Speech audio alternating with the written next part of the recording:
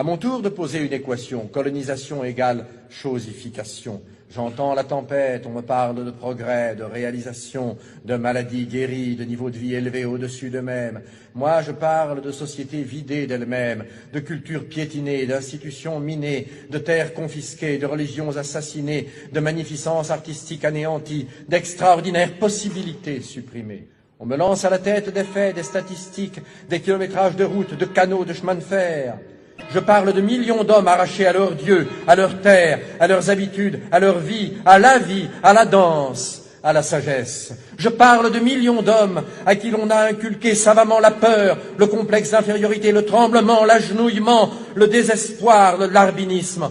On m'en donne plein la vue de tonnages de coton ou de cacao exportés, d'hectares d'oliviers ou de vignes plantées. Moi, je parle d'économie naturelle, d'économie harmonieuse et viable, d'économie à la mesure de l'homme indigène, désorganisée, de culture vivrière détruite, de sous-alimentation installée, de développement agricole orienté selon le seul bénéfice des métropoles, de rafles de produits, de rafles de matières premières.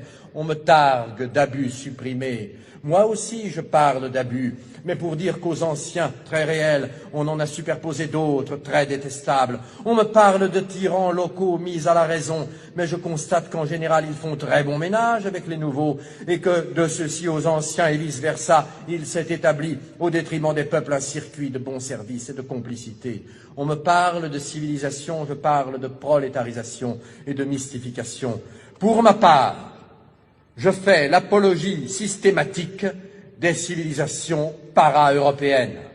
Chaque jour qui passe, chaque déni de justice, chaque matraquage policier, chaque réclamation ouvrière noyée dans le sang, chaque scandale étouffé, chaque expédition punitive, chaque quart de CRS, chaque policier, chaque milicien nous fait sentir le prix de nos vieilles sociétés. C'étaient des sociétés communautaires, jamais de tous pour quelques-uns. C'étaient des sociétés pas seulement antécapitalistes, comme on l'a dit, mais aussi anticapitalistes. C'étaient des sociétés démocratiques toujours, c'étaient des sociétés coopératives, des sociétés fraternelles.